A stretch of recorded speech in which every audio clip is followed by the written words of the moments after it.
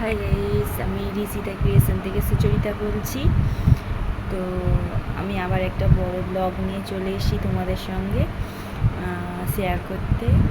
তো আজকে আমি দেখো বিছনায় বসে আছি। তো বিছনায় কেন বসে আছি, তো আজ থেকে 2 মাস আগে আমার পায়ে লেগেছিল।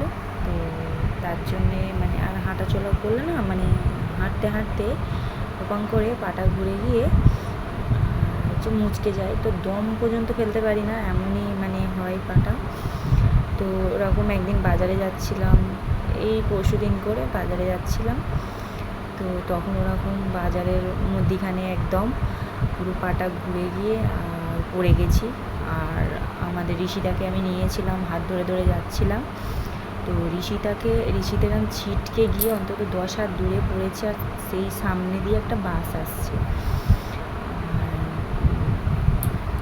আর আমি সেখানে আমার পা মুচকে পড়ে গেছিলাম।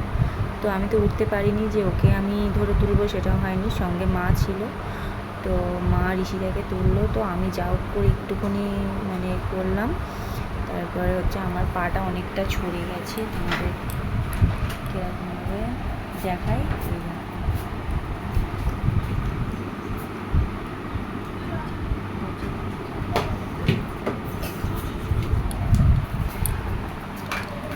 পাটা হচ্ছে অনেকটা ছড়ে গেছে।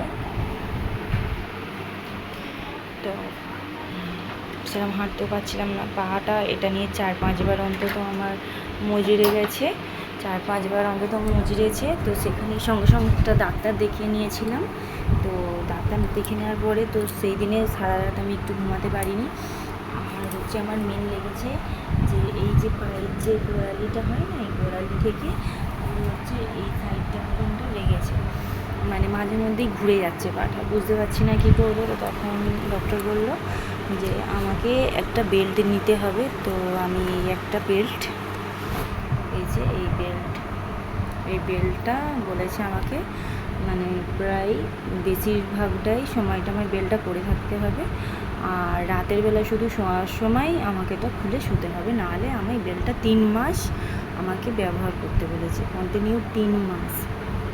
তো আমি এটা 3 মাস ব্যবহার করবো। তো চলো আমি 3 মাস ব্যবহার করে আমি তোমাদেরকে আবার জানাবো যে এই বেল্টটা পরে আমি কতটা মানে আমার পাটা ঠিক হয়েছে। তো বেল্টটা পরার পরে না আমার এই পাটা না খুব ব্যথা করে। তো এমনি হাড়টার ওইখানটা আমার ব্যথা আছে, মেন হচ্ছে আমার ব্যথা হবে পা, মেন ব্যথা হচ্ছে আমার ওই পাটা ঘুরে গিয়ে এই পাটা পড়ে গিয়ে ছড়ে গেল। তো এই পাটারও যন্ত্রণা আর ওইটারও যন্ত্রণা। তো সেই দিনের রাতে আমি ঘুমোতে পারছিলাম না, আমি বুঝতে পারছিলাম না যে আমি কি করব না করব। তো এটা নেওয়ার পরে একটু যখন পড়েছিলাম প্রথমে, তো এই পায়ের এই ঘাড়টাতে না প্রচণ্ড ব্যথা করছিল।